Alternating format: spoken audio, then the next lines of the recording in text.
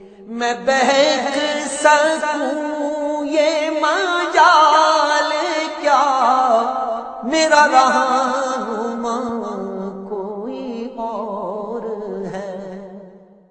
نحمدہ و نصلی علی رسولہ النبی الکریم الامین، اما بعد فاعوذ باللہ السمیع العلیم من الشیطان الرجیم، بسم اللہ الرحمن الرحیم۔ قال اللہ تبارک و تعالی فی القرآن الحکیم، ان اللہ و ملائکتہ یصلون علی النبی یا ایہا الذین آمنوا صلوا علیہ وسلموا تسلیما۔ الصلاۃ والسلام علیک یا رسول اللہ، الصلاۃ والسلام علیک یا نبی اللہ، الصلاۃ والسلام علیک یا شفیع المذنبین وعلی آلک و اصحابک یا رحمۃ للعالمین۔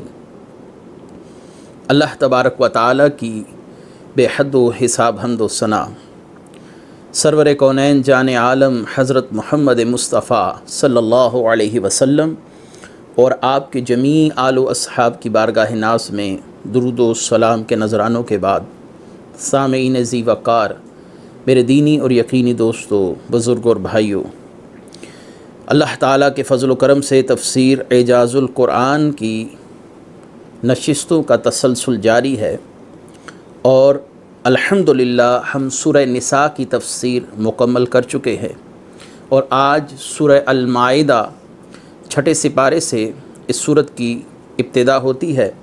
آج سورہ المائدہ کے پہلے رکوع کی تفسیر آپ کی خدمت میں لے کر حاضر ہوئے ہیں۔ سورہ المائدہ کی تفسیر سے پہلے کچھ اہم امور اور سورہ المائدہ کا مختصر سا تعارف آپ کے سامنے کروانا ضروری سمجھتا ہوں۔ سورہ مائدہ یہ مدینہ منورہ میں نازل ہوئی، اور اس کی مشہور آیت جو سورہ مائدہ کی آیت نمبر 3 ہے، الیوم اکملت لکم دینکم، یہ آیت مبارکہ حجۃ الوداع کے موقع پر مکہ مکرمہ میں مقام عرفہ پر اس آیت کا نزول ہوا۔ مجموعی طور پر اس صورت مبارکہ کو مدنی صورت کہا جاتا ہے، کیونکہ اس کے زیادہ تر احکامات مدینہ منورہ میں موجود مسلمان سوسائٹی اور معاشرے کے قیام کے ساتھ وابستہ ہیں۔ سورہ مائدہ کے اندر اللہ تبارک و تعالی نے حضرت عیسیٰ علیہ السلام کا واقعہ بھی ایک مقام پر بیان کیا، اور سورہ مائدہ کی وجہ تسمیہ، یعنی اس کا نام مائدہ کیوں ہے؟ اصل میں مائدہ کا مطلب ہوتا ہے آسمان سے اترنے والا دسترخوان۔ تو حضرت عیسیٰ علیہ السلام سے ان کے حواریوں نے اور ان کے اصحاب نے عرض کی کہ آپ ہمارے لیے دعا کیجیے، اللہ تعالیٰ آسمان سے ہمارے لیے خاص دسترخوان نازل فرمائے، جس کا ذکر سورہ المائدہ آیت نمبر 112 سے لے کر 115 تک ان آیات کے اندر موجود ہے۔ مجموعی طور پر سورہ المائدہ کے 16 رکوع ہیں اور 120 آیات ہیں۔ نبی کریم صلی اللہ علیہ وآلہ وسلم کی ایک حدیث مبارکہ بھی اس ضمن میں آپ کے سامنے پیش کرتا چلوں۔ نبی کریم صلی اللہ علیہ وآلہ وسلم نے ارشاد فرمایا کہ اپنی عورتوں کو سورہ نور سکھاؤ اور اپنے مردوں کو سورہ المائدہ یہ سکھاؤ۔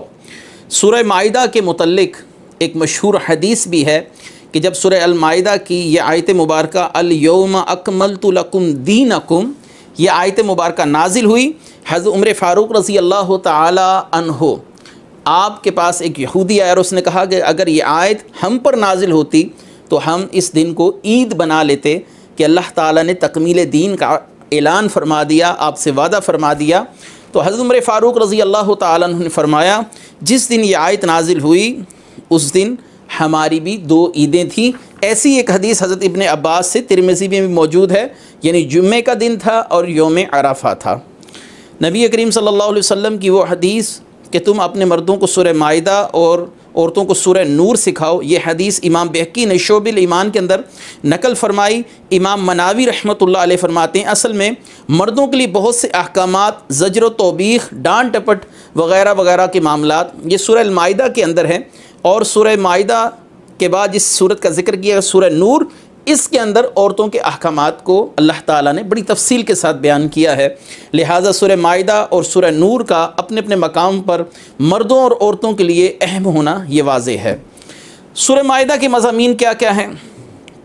اور سورہ مائدہ کے اندر اللہ تبارک و تعالیٰ نے اس کے اندر کتابیات کے ساتھ نکاح کے احکام، موت کے بعد وصیت کرنے کا حکم اور جن ذبیحوں سے کھانا جائز ہے اس کا بیان فرمایا، شکار کے احکام، احرام کی حالت میں شکار کرنے کا مسئلہ، وضو، غسل، تیمم، طہارت اور جوئے اور شراب کے احکامات، اور مرتد کی سزا، چوری اور ڈاکہ کی حد کا بیان، کفارہ قسم، اگر کوئی قسم کھا کر اس کو توڑ دے تو اس کا کفارہ کیا ہے، زمانہ جاہلیت میں چھوڑے گئے جانور مشرقین کی طرف سے جنہیں وہ ذبح نہیں کرتے تھے، بحیرہ، سائبہ، وسیلہ، حام، ان کا بیان کہ یہ قطعاً حرام نہیں ہے۔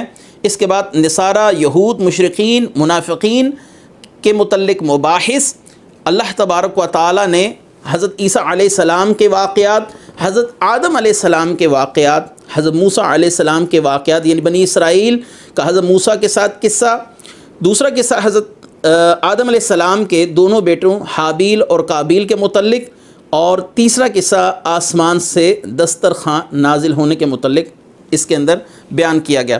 یہ مختصر سا معاملہ تھا جو میں نے آپ کے سامنے سورہ مائدہ کی پوری تفصیل آپ کے سامنے اختصار کے ساتھ عرض کر دی کہ اس میں رکوع کتنے ہیں، یہ مدنی ہے یا مکی ہے، اس کی اہمیت افادیت کتنی ہے، اور اس کے اندر اللہ تعالیٰ نے کن کن چیزوں کو بیان کیا۔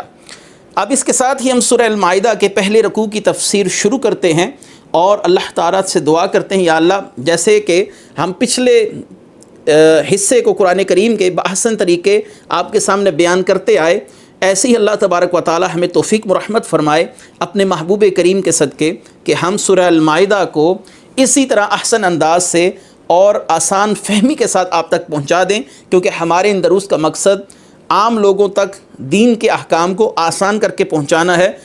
ہم بہت سی مشکل باتوں کو حذف کر دیتے ہیں، وقت بھی مختصر ہوتا ہے، لہٰذا میں اپنے اس رکوع کی تفسیر کی طرف لوٹتا ہوں۔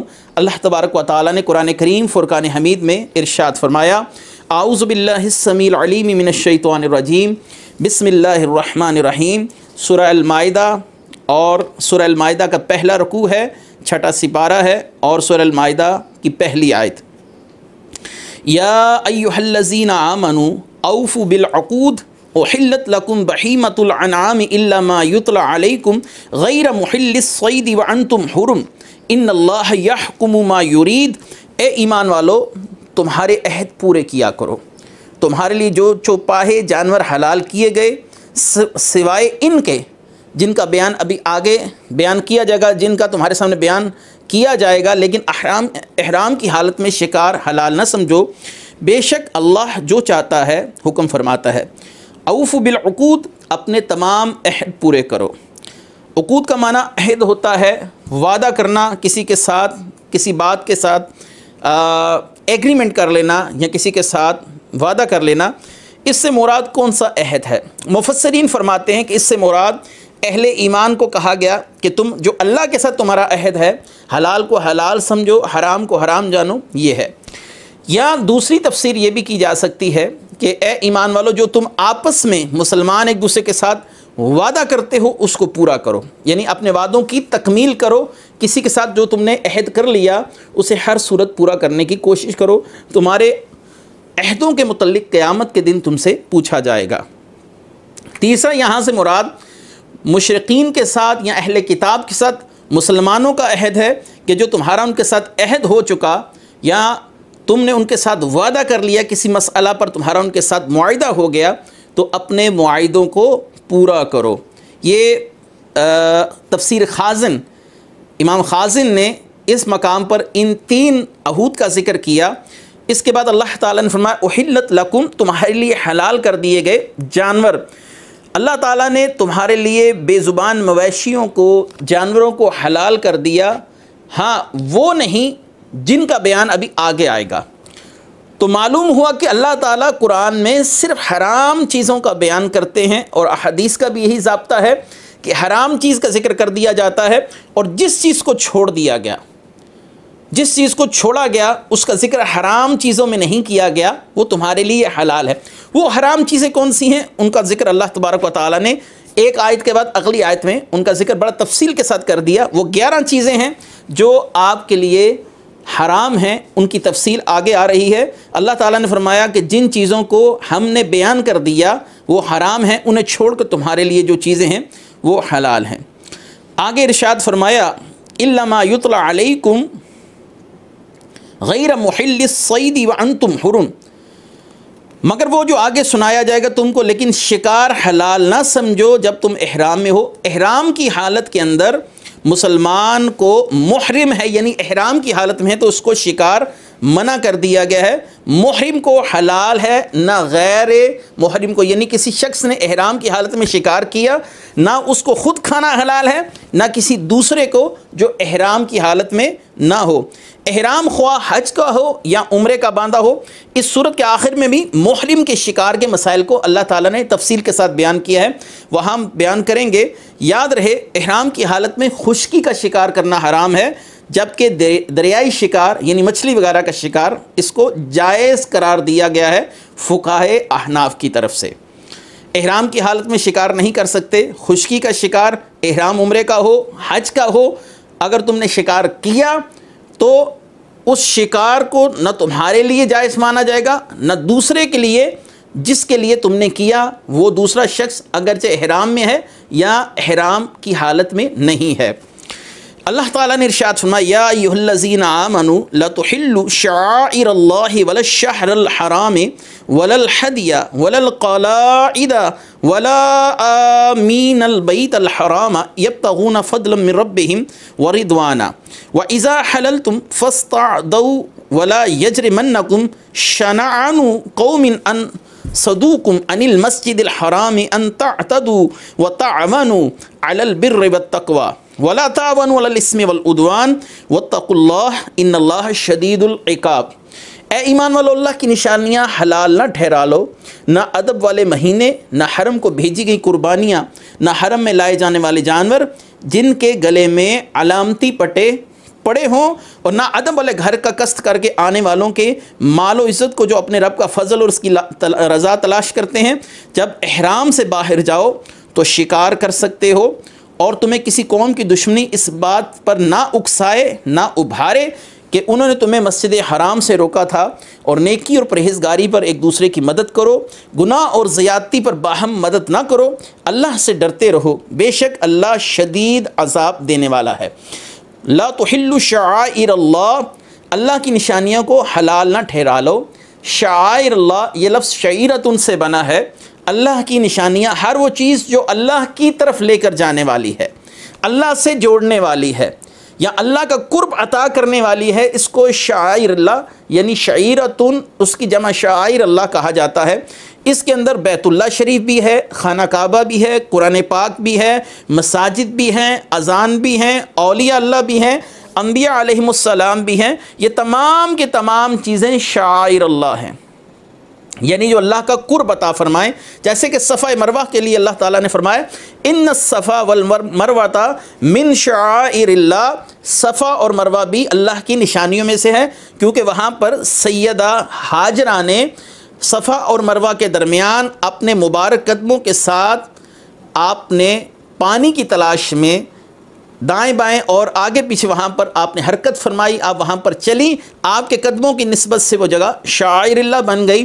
تو وہ مقامات، وہ قبور جہاں پر خود اولیاء اللہ دفن ہیں، وہ بدرجۂ عتم اور بدرجۂ احسن، یعنی اس قرآن کی آیت کی روشنی میں ان کو بھی شاعر اللہ ہی سمجھا جانا چاہیے۔ تو اللہ تعالیٰ نے فرمایا کہ ان چیزوں کی حرمت کو پامال نہ کرو، ان کو عزت دو۔ یا اللہ عزت دینے کا کیا فائدہ ہے؟ اللہ نے فرمایا وَمَن يُعَظِّمْ شَعَائِرَ اللَّهِ فَإِنَّهَا مِن تَقْوَى الْقُلُوبِ، جو اللہ کی نشانیوں کی تعظیم کریں گے اللہ ان کے دلوں کو تقوی عطا فرمائے گا۔ تقوی گناہوں سے بچنے کا ملکہ، نیکی اور برائی کی تمیز اور اللہ تعالیٰ کی طرف جانے کا بہترین راستہ۔ یعنی ان چیزوں کی حرمت کو پامال نہ ہونے دو تو یہ چیزیں تمہیں اللہ تعالیٰ کے قریب کریں گی۔ اس سے معلوم ہوا جو اللہ کے رسول کا ادب کرے، جو قرآن کا ادب کرے، جو مساجد کا ادب کرے، ہر اس چیز کا ادب کرے جو اللہ تعالیٰ کے ساتھ کسی خاص نسبت کے ساتھ جانی چاہتی ہے، تو ایسے شخص کے دل کو اللہ تعالیٰ تقوی کے لیے منتخب فرما لے گا۔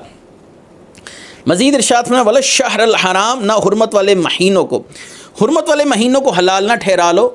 ان محترم مہینوں میں 4 مہینے شامل ہیں، رجب، ذی قعد، ذو الحجہ اور محرم۔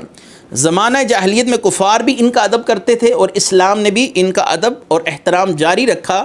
اولاً اسلام میں ان 4 مہینوں کے اندر جنگ کرنا حرام تھا، اب جہاد ہر وقت ہو سکتا ہے۔ پہلے ان 4 مہینوں کے اندر اسلام کی طرف سے جہاد کی ممانعت تھی، لیکن ان کا احترام بدستور باقی ہے۔ اللہ تعالیٰ نے فرمایا وَلَا الْحَدْيَ وَلَا الْقَلَاعِدَ، اور نہ حرم کی قربانیاں، نہ علامتی پٹے والی قربانیاں۔ عرب کے لوگ اپنی قربانیوں کے گلے میں حرم کے درختوں کی چھال کو اتار کر اس کے گلے میں ایک پٹے کی طرح لپیٹ دیا کرتے تھے۔ یہ اس بات کی علامت ہوتی تھی یہ اللہ کی راہ میں قربانی دی جائے گی اور یہ حرم کو بھیجی گئی قربانیاں ہیں، ان سے چھیڑ خانی نہ کی جائے۔ کوئی قبیلہ، کوئی لشکر، کوئی بھی دشمن وہ ان قربانیوں کی گردن میں اس پٹے کو پڑا ہوا دیکھ کر، یعنی ان چھالوں کو دیکھ کر ان کے ساتھ کچھ چھیڑ خانی نہیں کرتا تھا، کیونکہ یہ اللہ تعالیٰ کے گھر کے لیے منتخب کی گئی ہیں، مختص کی گئی ہیں۔ حرم شریف کی ان قربانیوں کے احترام کا حکم جان لیا جاتا تھا۔ ولا آمین البیت الحرام، نہ ادب والے گھر کا قصد کر کے آنے والوں کو تکلیف دی جائے۔ اس آیت کا شان نزول خاص ہے لیکن حکم عام ہے۔ شریح بن ہند ایک مشہور بدبخت تھا، یہ نبی کریم صلی اللہ علیہ وسلم کے پاس آیا اور پوچھا آپ کس چیز کی دعوت دیتے ہیں؟ تو آپ صلی اللہ علیہ وسلم نے اس کے آنے سے پہلے صحابہ کو بتا دیا تھا کہ ابھی ایک شیطان صفت شخص آئے گا، بدبخت شخص آئے گا جو ہدایت سے کوسوں دور ہوگا۔ شریح بن ہند نے نبی کریم صلی اللہ علیہ وسلم سے گفتگو کی کہ آپ کس بات کی دعوت دیتے ہیں؟ آپ نے فرمایا میں اللہ کو ایک ماننے کی دعوت دیتا ہوں۔ یہ شخص چلا گیا اور اس نے کہا ٹھیک ہے، میں اپنے آقاؤں سے، اپنے سرداروں سے اس بات پر مشورہ لے کر آپ کی تائید اور توثیق کا فیصلہ کروں گا کہ آپ کی تصدیق کرنی ہے یا نہیں۔ اس کے جانے کے بعد نبی کریم صلی اللہ علیہ وآلہ وسلم نے فرمایا کہ یہ شخص شیطانی بولی بول رہا تھا، یعنی اس کے دل میں اسلام کی محبت قطعاً نہیں ہے اور یہ کافروں کا چہرہ لے کر آیا اور غدار اور بد عہد شخص کی طرح پیٹ پھیر کر بھاگ گیا۔ یہ شخص شریح بن ہند جاتے ہوئے مدینہ شریف کے کچھ مویشیوں کو بھی ساتھ ہانک کر لے گیا، یعنی چوری کر کر ساتھ لے گیا، جس بات کا مسلمانوں کو شدید رنج تھا کہ ہمارا مال و متاع، ہمارے بھائیوں کا مال و متاع لے کر لوٹ کر یہ بھاگ گیا۔ اگلے سال جب نبی کریم صلی اللہ علیہ وسلم صحابہ کرام کے ساتھ مکہ شریف کا قصد فرما کے نکلے تو راستے میں شریح بن ہند کو بھی احرام کی حالت میں دیکھا اور اس کے پاس کچھ جانور بھی تھے۔ صحابہ کرام کا ارادہ تھا کہ اس سے اپنے جانور واپس لے لیے جائیں، تو اللہ تبارک و تعالیٰ نے منع فرما دیا کہ جو اس گھر کی طرف آنے کا قصد کر کے گھر سے نکلے اس کا بھی ادب و احترام ملحوظ خاطر رکھا جائے۔ نبی کریم صلی اللہ علیہ وسلم نے شریح بن ہند اور اس کے ساتھ دیگر آنے والے احباب پر صحابہ کرام کو حملہ کرنے سے روک دیا۔ وَإِذَا حَلَلْتُمْ، اور جب تم احرام سے فارغ ہو جاؤ، احرام سے فارغ ہونے کے بعد حرم شریف سے باہر شکار کرنے کی اجازت ہے۔ یہ حکم در حقیقت ایک اجازت ہے، مگر یہ اباحت جائز ہونا ایسا قطعی ہے کہ اگر کوئی شخص اس آیت کا انکار کرے تو وہ کافر ہوگا۔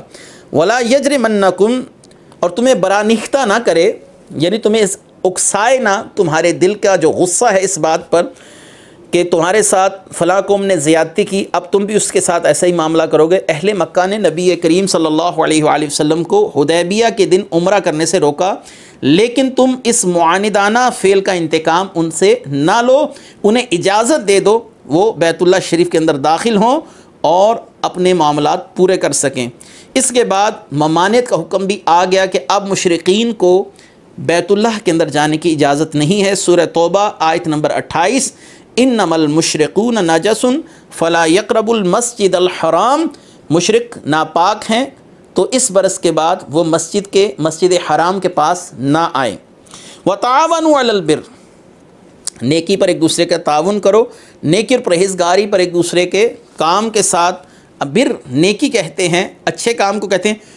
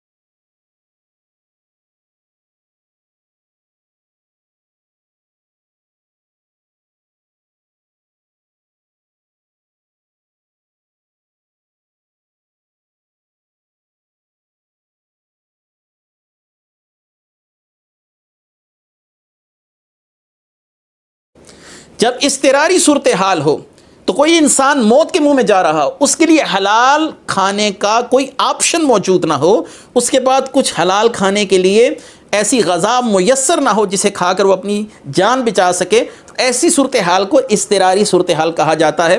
اللہ تعالیٰ نے اضطراری صورتحال میں بقدر کفایت اتنا ہی کھانے کی اجازت دی ہے جس سے اس کی جان بچ سکے، یہ نہیں کہ لذت کے حصول کے لیے وہ کھانا کھا رہا ہے تو وہ حرمت اپنی جگہ پر باقی رہے گی، اس شخص سے حرمت کا معاملہ اٹھ جائے گا وقتی طور پر جو اضطراری صورتحال کے اندر مردار کھا رہا ہے یا سور کا گوشت کھا رہا ہے، وہ بھی اپنی جان بچانے کے لیے۔ یہ رخصت ہے شریعت کی طرف سے۔ اگر کوئی شخص یہ کہے کہ یہ چیزیں حرام ہیں، میں مر جاؤں گا لیکن نہیں کھاؤں گا، تو اس کو عزیمت کہا جائے گا کہ اس نے افضل عمل کیا، اور جس شخص نے رخصت پر عمل کیا گناہگار، اس کو بھی نہیں کہا جائے گا۔ یسألونک ماذا احل لهم قد احل لكم الطیبات وما علمتم من الجوارح مقلبین تعلمونہن مما علمکم اللہ فکلوا مما امسکنا علیکم واذکروا اسم اللہ علیہ واتقوا اللہ ان اللہ سریع الحساب۔ اے حبیب صلی اللہ علیہ وسلم، آپ سے پوچھتے ہیں کہ ان کے لیے کیا حلال ہے، تو تم فرما دو حلال کی گئی تمہارے لیے پاک چیزیں اور ان شکاری جانوروں کا شکار جنہیں تم نے شکار پر دوڑاتے ہوئے شکار کرنا سکھا دیا، تم انہیں وہ سکھاتے ہو جس کی اللہ نے تمہیں تعلیم دی ہے، تو اس میں سے کھاؤ جو وہ شکار کر کے تمہارے لیے روک دیں، اور شکاری جانور کو چھوڑتے وقت اس پر اللہ کا نام لو، اللہ سے ڈرتے رہو، بے شک اللہ بہت جلد حساب لینے والا ہے۔ ماذا احل لہم، یہ آیت اصل میں عدی بن حاتم رضی اللہ تعالیٰ عنہ اور زید بن محلل رضی اللہ تعالیٰ عنہ کے متعلق نازل ہوئی، جنہوں نے شکار کیے ہوئے جانور کے متعلق نبی کریم صلی اللہ علیہ وسلم سے سوال کیا تھا، یا رسول اللہ ہم لوگ کتے اور باز کے ذریعے شکار کرتے ہیں، تو اب شکار کے احکام کیا ہیں کہ اگر وہ کتا یا وہ باز شکار کر کے لے آئے تو اس شکار کا کھانا کیسا ہے۔ آیت میں طیبات کو حلال کیا گیا۔ طیبات وہ چیزیں جن کی حرمت قرآن و حدیث اور اجماع و قیاس میں سے کسی سے ثابت نہ ہو، یعنی قرآن و حدیث نے اس کو حرام نہ کیا ہو، اجماع امت نے اس کو حرام نہ کیا ہو، تو ایسی چیزیں طیبات میں داخل ہیں۔ اس سے معلوم ہوا کہ کسی چیز کی حرمت کی دلیل نہ ملنا اس کے حلال ہونے کی دلیل ہے۔ آج سے بہت سے لوگ میلاد کو، 11ویں شریف کو حرام کہہ دیتے ہیں۔ اب سوال ان سے یہ ہے کہ شرعی ضابطہ یہ ہے کہ اگر تم حرمت کی دلیل نہ دے سکو تو وہ چیز حلال ہوگی، تو چاہیے تمہیں کہ تم میلاد النبی یا 11ویں شریف کے حرام ہونے کی دلیل دو تاکہ ہم لوگ کرنا چھوڑ دیں۔ اگر نہیں دے سکتے تو پھر تمہیں چاہیے ان چیزوں کو حلال مان لو۔ اس قاعدے پر الجوارح، شکاری جانوروں سے کیے ہوئے شکار بھی حلال ہے، لیکن چند شرائط کے ساتھ۔ وہ کیا؟ شکاری جانور مسلمان یا کتابی کا ہو اور سکھایا ہوا ہو، اسے سدھایا گیا ہو شکار کرنے کا طریقہ۔ دوسرا، اس نے شکار کو زخم لگا کے مارا ہو۔ تیسرا، شکاری جانور بسم اللہ اللہ اکبر کہہ کر چھوڑا گیا ہو۔ اگر شکاری کے پاس شکار زندہ پہنچا اور اس نے بسم اللہ اللہ اکبر کہہ کے ذبح کر کے ان شرطوں میں سے کوئی ایک شرط بھی نہ پائی گئی تو جانور حلال نہ ہوگا۔ مثلا اگر شکاری جانور معلم یعنی سکھایا ہوا نہ ہو اور اس نے زخم نہ کیا ہو، یا شکار پر چھوڑتے وقت جان بوجھ کر بسم اللہ اللہ اکبر نہ پڑا ہو تو شکار زندہ پہنچا اور اس کو ذبح نہ کیا ہو، یا معلم یعنی سکھائے ہوئے جانور کے ساتھ غیر معلم یعنی وہ کتا بھی شامل ہو گیا یا وہ جانور بھی شامل ہو گیا جس کو آپ نے نہیں سکھایا، تو ایسی صورت کے اندر یہ شکار آپ کے لیے حلال نہ ہوگا۔ اگر چھوڑتے وقت بسم اللہ اللہ اکبر نہ پڑھا گیا ہو، یا وہ شکاری جانور کسی مجوسی یا کافر کا ہو جو شکار کر رہا ہے، تو ان سب صورتوں میں وہ شکار حرام ہے۔ شکار کے طریقے کا شرعی حکم یہ ہے، تیر سے شکار کرنے کا بھی یہی حکم ہے کہ بسم اللہ اللہ اکبر کہہ کر تیر مارا جائے۔ اس سے شکار مجروح ہو کر مر گیا تو حلال ہے، اور اگر نہ مرا تو دوبارہ اس کو بسم اللہ اللہ اکبر کہہ کر ذبح کر دیا جائے، اور بسم اللہ نہ پڑی یا تیر کا زخم اس کو نہ لگا یا زندہ پانے کے بعد اس کو ذبح نہ کیا تو ان تمام صورتوں میں حرام ہوگا۔ آخری آیت مبارکہ اس پہلے رکوع کی، اور یہ چھٹے سپارے کا 5واں رکوع ہوگا جو آج ختم ہو رہا ہے۔ الیوم احل لکم الطیبات وطعام الذین اوتوا الکتاب حل لکم وطعامکم حل لہم والمحصنات من المؤمنات والمحصنات والمحصنات من الذین اوتوا الکتاب من قبلکم اذا آتیتموہن اجورہن محسنین غیر مصافحین ولا متخذ اخدان ومن یکفر بالایمان فقد حبط عملہ وہو فی الآخرۃ من الخاسرین۔ آج تمہارے لیے پاک چیزیں حلال ہوئیں اور اہل کتاب کا کھانا تمہارے لیے حلال ہے، تمہارا کھانا ان کے لیے حلال ہے، اور پاک دامن مسلمان عورتیں اور جن لوگوں کو تم سے پہلے کتاب دی گئی ان کی پاک دامن عورتیں تمہارے لیے حلال کر دی گئیں، جبکہ تم ان سے نکاح کرتے ہوئے انہیں ان کے مہر دو، نہ زنا کرتے ہوئے، نہ انہیں پوشیدہ آشنا بناتے ہوئے۔ جو ایمان سے پھر کر کافر ہو جائے تو اس کا ہر عمل برباد ہو گیا، وہ آخرت میں خسارہ پانے والوں میں ہوگا۔ الیوم احل لکم الطیبات، آج تمہارے لیے پاک چیزیں حلال کر دی گئیں۔ اہل کتاب کا ذبح کیا ہوا جانور بھی مسلمانوں کے لیے حلال ہے، خواہ وہ یہودی ہوں یا عیسائی، یوں ہی مرد ذبح کرے یا عورت یا سمجھدار بچہ۔ لیکن یہ یاد رکھنا اس مقام پر بہت ضروری ہے کہ ان اہل کتاب کا ذبیحہ حلال ہے جو واقعی اہل کتاب ہوں، ان تعلیمات پر ہوں جو ان کے انبیاء سے ان تک پہنچی ہیں۔ موجودہ زمانے میں عیسائیوں کی بڑی تعداد دہریہ ہو چکی ہے، حضرت عیسیٰ علیہ السلام کے لیے شرکیہ عقائد میں مبتلا ہے اور خدا کے منکر ہو چکے ہیں، لہٰذا نہ ہی ان کا ذبیحہ حلال ہے نہ ہی ان کی عورتیں حلال۔ اہل کتاب کی عورتوں سے نکاح حلال ہے، لیکن اس میں بھی شرائط جو رکھی گئیں وہ یہ ہے کہ یہ واقعی اہل کتاب ہوں، جیسا کہ میں نے پہلے عرض کیا۔ آج کل کی جو بدعقیدگی اور شرک ان میں داخل ہوا وہ اس کے مرتکب نہ ہو رہے ہوں۔ یہ اجازت بھی دارالاسلام میں رہنے والی ذمیہ اہل کتاب عورت کے ساتھ ہے۔